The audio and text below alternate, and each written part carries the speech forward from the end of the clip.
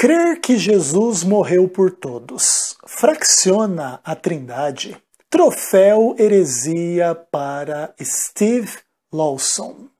Eu sou Ezequiel Gomes, você está no canal Vem Senhor Jesus e hoje eu vou conceder um troféu heresia para um grande pregador batista reformado, ou seja, calvinista, autor de livro traduzido para o português, publicado pela editora Fiel, inclusive palestrante, palestrou na Conferência Fiel, chamado Steve Lawson.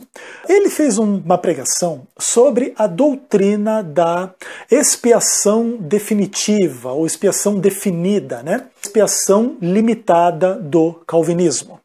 E aí, essa pregação é uma pregação muito interessante, inclusive vou colocar um link para ela completa na descrição desse vídeo, se você quiser ouvir. Tem muita coisa interessante, apesar de que, obviamente, eu discordo da forma do Steve Lawson entender o assunto. Mas, no meio dessa pregação, ele fala uma coisa assim que eu nunca tinha visto nada parecido e realmente eu concedo a este trecho dessa pregação um troféu por uma heresia realmente assim muito inventiva, muito criativa. E eu não vou deixar você só assim no que eu tô falando, Vou mostrar um pedacinho do vídeo para você onde ele fala então sobre a questão de crer que Jesus morreu por todas as pessoas signifique fraccionar a Trindade. Como é que é? Dá uma olhadinha aí. Crer que Jesus morreu por todos fractures the Trinity. Fracciona a Trindade. It divides the Godhead. Divide a deidade. It says the Father merely looks down the tunnel of time to see who would choose Jesus, and the Father then chooses the one that he foresees would choose him.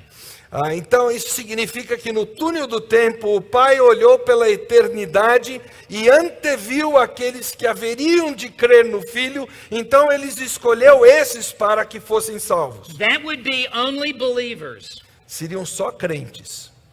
Then Jesus dies for a totally different group. E aí Jesus morreria por um outro grupo completamente diferente. The Father chooses only believers, but then the Son breaks rank and dies for everyone. O Pai escolhe aqueles que haverão de crer, mas aí o Filho rompe com tudo e morre por todo mundo. And then the Holy Spirit, according to this view, e aí o Espírito Santo, de acordo com esta visão, works on a totally different group.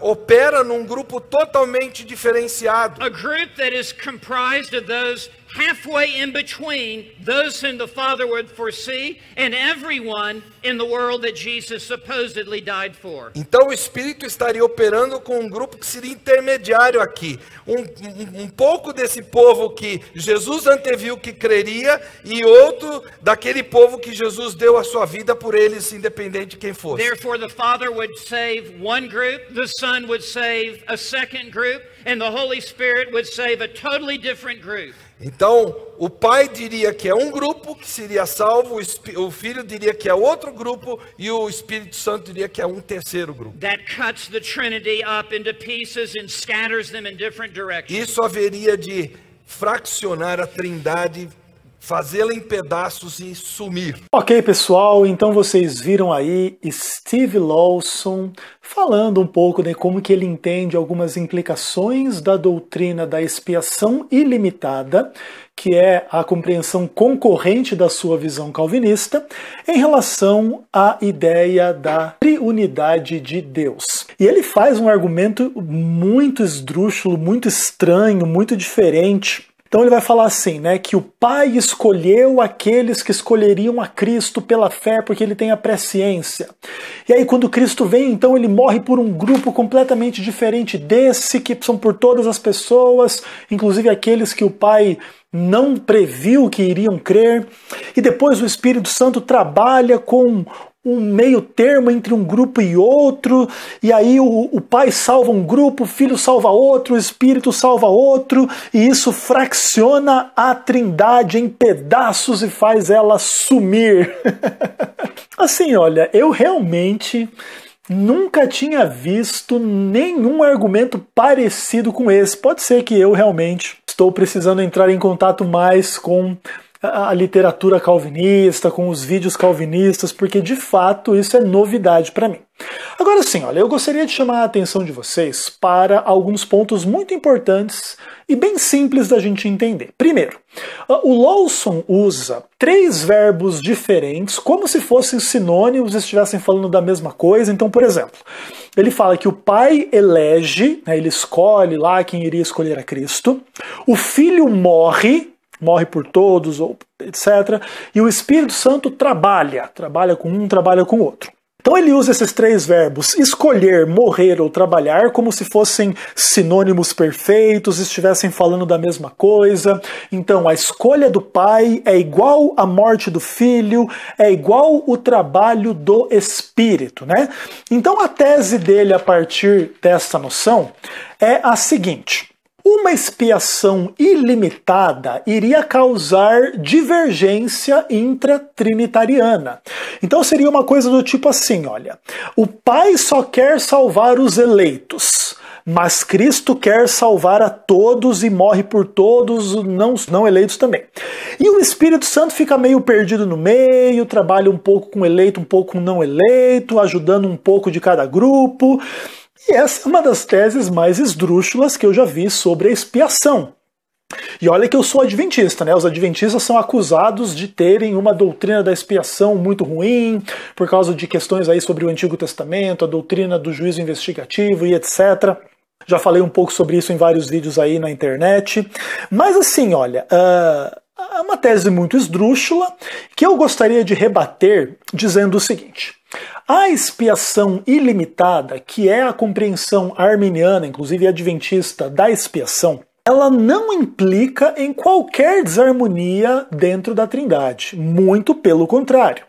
A ideia bíblica é que Jesus morreu por todos, porque Deus o Pai o enviou ao mundo e quer a salvação de todos os seres humanos sem nenhuma exceção, e o Espírito Santo trabalha em todos a partir do Evangelho e da sua obra e etc., para levar todos à salvação em harmonia com esse desejo universal de Deus, né? A Trindade, estamos falando de Deus. Deus quer que todo mundo seja salvo. E isso é, o Pai quer que todo mundo seja salvo, o Filho quer que todo mundo seja salvo, o Espírito Santo quer que todo mundo seja salvo. E a expiação ilimitada, ela é a concretização na cruz do desejo de Deus. Então, o que acontece? Vamos dar uma olhadinha em alguns textos bíblicos simples, diretos e claros. Então, segundo aos Coríntios 5, verso 15, ele morreu por todos, para que os que vivam não vivam mais para si mesmos, mas para aquele que por eles morreu e ressuscitou. Jesus morreu por todos. O que mais? 1 Timóteo 2, verso 4, texto clássico, né? Deus deseja que todos os homens sejam salvos e cheguem ao pleno conhecimento da verdade. E depois, 1 Pedro 1, verso 12, fala um pouquinho da atuação do Espírito Santo na pregação do Evangelho. E aí se fala assim, né? A eles foi revelados que não para si mesmos, mas para vós outros ministravam as coisas que agora vos foram anunciadas por aqueles que pelo Espírito Santo, enviado do céu, vos pregaram o Evangelho. Coisas essas que anjos anelam perscrutar. Então a ideia é que o Espírito Santo é o agente por detrás da pregação do Evangelho, e a gente lembra que o Evangelho é para ser pregado a toda criatura, a todas as pessoas na face da terra. Então, não existe nenhuma desarmonia intratrinitariana em função da expiação ilimitada, do fato de que Jesus morreu por todos. A polêmica calvinista, em função de que nem todos são salvos, ela não consegue minimizar essa realidade bíblica que nós explicamos aqui com muita tranquilidade, com muita clareza. Por isso que vai o troféu heresia para o Steve Lawson aí, porque o que ele está falando é um completo absurdo. A doutrina da expiação ilimitada não significa nem de longe nenhum desarranjo ou desarmonia intratrinitariana. Pelo contrário, a expiação ilimitada reflete o caráter de Deus, o desejo de Deus, o objetivo de Deus, de toda a Trindade, na salvação de todas as pessoas. E se alguém não vai ser salvo no final das contas, não é por culpa da Trindade, de nenhum dos seus membros. Não é culpa do Pai, não é culpa do Filho, não é culpa do Espírito Santo. É óbvio que existem muitas polêmicas. Deus sabia que nem todo mundo ia crer, nem todo mundo ia ser salvo, então por que Jesus iria morrer por quem não iria crer? Ok, essa é uma pergunta interessante, mas de qualquer forma a base bíblica existe para a gente dizer que mesmo sabendo que nem todo mundo iria aceitar a sua morte, Jesus morre por todos. Isso não quer dizer que o sangue de Jesus é derramado em vão, ou que existe derrota da parte de Deus na cruz do Calvário, ou que a vontade do homem prevalece contra a vontade de Deus, nada disso. Isso significa simplesmente que a salvação não é automática, que a salvação não é obrigatória, que a salvação não é incondicional, como dizem os calvinistas, mas ela exige da parte do salvo, daquele por quem Jesus morreu, que essa morte seja aceita, que os frutos dessa morte sejam vistos na sua justificação, santificação e serão vistas na glorificação e etc. De maneira que não existe nenhuma desarmonia intratrinitariana em função da doutrina da expiação ilimitada. Talvez pudesse ser feito algum tipo de argumento na direção contrária, né? Seria a expiação limitada que criaria tensões e contradições intratrinitarianas em função do desejo divino de salvação universal, da morte de Cristo por todas as pessoas, sem exceção na face da terra, e da própria pregação do Evangelho a toda criatura por quem Jesus Cristo morreu e a quem Deus deseja salvar.